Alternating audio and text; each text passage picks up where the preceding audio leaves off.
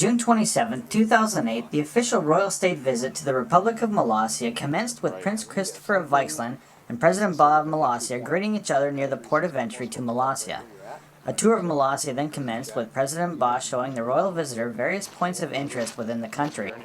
First was the only micronational direction and distance sign known in existence. This was followed by a look at the peace pole. Then the president showed Prince Christopher the famous Republic Square, where flags of both nations fluttered in the wind, as President Bob pointed out the features of the square. They soon moved to one area of note, which was the Molossia rail line, in which an incredible miniature landscape was complemented by the chugging of a Molossian train. They then proceeded to the iconic Tower of the Winds, in which Prince Christopher commented on the engineering of the tower and regarded it as one of the micronational wonders of the world. My wife has bought stuff or whatever, of course the Mustang, that's our... I got a rocket on my butt. Oh man, that was horrible. A tour of the cemetery commenced, as well as a walk down the Trans-Molossian Trail to Molehenge and Helicopter Rock.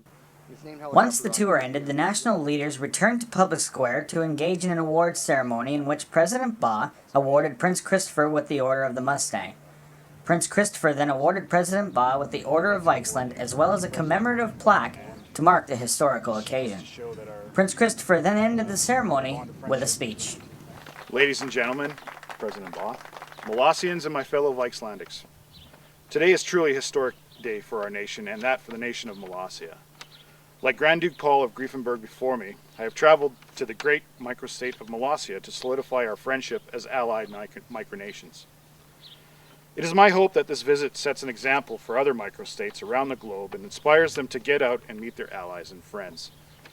It is my belief that the true test of a micronation is to assert itself in a positive way upon our physical and social world. Simply putting up a website, sending emails, is something anyone with a computer can do. In my opinion, it's only one small part of what a microstate should be. Gathering people to help build and run that nation with a sound government and strong leadership is paramount and should come first. This is the foundation that will hold your nation for years into the future.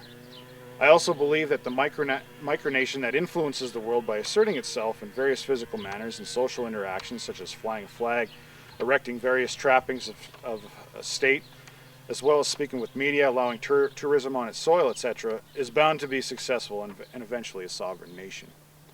If you marry all these elements together, you will get a successful recipe that, if you're lucky, will give you a nation such as Molossia's. It is no secret that Molossia, under the leadership of President Ba, has become one of the most famous and successful micronations in history. I must say that myself and my fellow countrymen are proud to have them as friends. President Ba has shown that his well of friendship runs as deep as his wisdom, which is, in my opinion, bottomless. He has helped many leaders, including myself, with wise advice and on various problems all of us heads of state face at some point in time.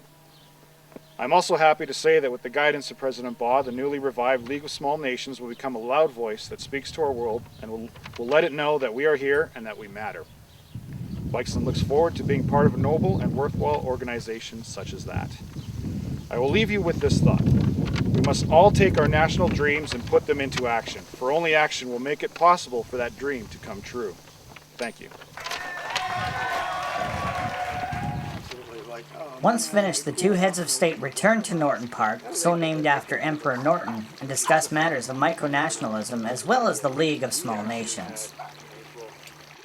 Overall, the trip was a smashing success, and just furthered the friendship between two leaders and two nations.